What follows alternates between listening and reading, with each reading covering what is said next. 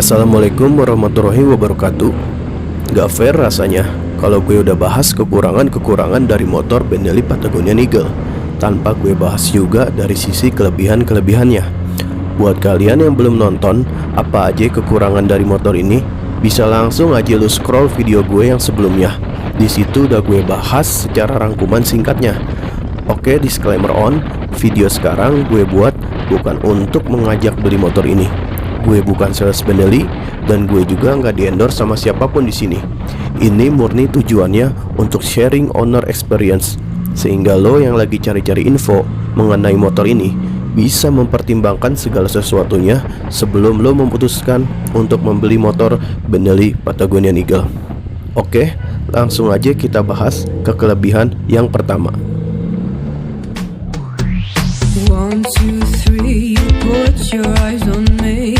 4, 5, 6, and my feelings are mixed. 7, 8, 9, I just follow the signs. 10, kiss me the rain. Kelebihan yang pertama tidak lain dan tidak bukan adalah suaranya. Ada pepatah anak motor yang mengatakan bahwa Benelli itu motor jual suara. Ya itu emang bener apa adanya. Coba aja lu dengerin suara motor ini, khas banget suaranya, dimana lu nggak bisa dapetin dari motor lain dengan rentang harga yang sama. Karakter suaranya khas. Sebagian ada yang bilang mirip 3 silinder lah, sebagian lainnya ada yang bilang mirip 4 silinder lah. Whatever, perdebatan itu nggak penting buat gue. Yang penting gue nikmatin suara motor ini. Dan emang buat gue pribadi, motor ini adalah sebuah sarana irgasem. Jadi bukan untuk sekedar pamer suara-suara moge brang-brong begitu. Suara bawaannya tuh adem bener dan pas banget gitu settingannya. Jadi lu gak perlu repot-repot ya untuk ganti knalpot aftermarket atau lu ganti pakai knalpot free flow itu, yang dimana rentan banget untuk ditilang sama polkis. So buat lu semua yang pengen pakai motor pakai suara moge gitu-gitu dan anti tilang, ya oke, lu datang ke pilihan yang tepat. Kelebihan yang kedua adalah motor ini customable. Motor ini gampang banget di custom cuy, tanpa harus banyak motong-motong rangka. Jadi kalau lo mau eksperimen bikin aliran apa aja bisa di motor ini. Lo bisa bikin bobber, bikin chopper, bikin tracker, scrambler, red bike, samurai style ala-ala Om Binky gitu. Itu sungguh artistik menurut gue. Cuman kalau gue pribadi sih lebih nyaranin motor ini mending lu bikin bobber aja cuy, karena gak akan terlalu banyak ubahan dan gak banyak motong-motong rangka gitu.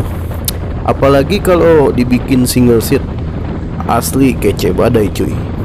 Serta asiknya lagi, lu gampang balikin lagi ke versi originalnya kalau lu udah bosen gitu. Jadi plug and play konsepnya, alias pakai custom kit. Lo bisa lihat deh di channelnya Bang Ateng Katros dan channelnya Om Binky, sekeren apa tuh motor Benelli Patagonia Eagle kalau udah dimodif. Banyak referensi di situ. Atau kalau lo yang orang Depok, bisa tuh main ke bengkelnya Om Ari di Street Art Custom. Kebetulan gue sendiri di bengkelnya pernah main ya. Gue lihat emang keren-keren sih hasilnya dan jadi banyak referensi buat gue modif. Jadi ibaratnya motor ini ibaratnya kanvas putih cuy. Mau lo warnain apa aja bisa, asal lo jago dan lo bebas berkreasi apapun di motor ini. Kelebihan yang ketiga adalah banyak part substitusinya di motor-motor lain. Jadi kata siapa part Benelli Patagonia itu susah. Dan ada juga yang bilang part Benelli itu mahal. Enggak bro, padahal motor ini banyak banget part substitusinya di motor-motor lain. Nah, gua kasih contoh ya. Misalnya Bendik nih. Bendik bisa pakai punya Thunder. Busi bisa pakai punya Supra atau Grand. CDI bisa pakai punya Tiger. Kanvas rem belakang bisa pakai GL Pro. Coil bisa pakai punyanya VR Karya. Seal asgir depan bisa pakai punyanya Mega Pro atau Tiger, dan lain-lain lah yang kepanjangan kalau gue sebutin satu persatu mah. Mungkin enaknya gue bahas terpisah kali ya mengenai part substitusi Benelli Patagonia Eagle di video lain biar nggak kelamaan. Oke, mantap. Oke, kita masuk ke kelebihan poin keempat, yaitu adalah di durabilitas. Jujur aja gue sempat ragu sebelum beli motor ini, karena gue salah satu pembeli awal motor Benelli Patagonian Eagle sejak awal launching motor ini di Indonesia. Dan saat itu belum banyak yang pakai motor ini. Jadi gambling banget sebetulnya gue mau beli motor ini tuh. Dimana pada saat itu sebenarnya gue maunya betul beli motor KTM Duke.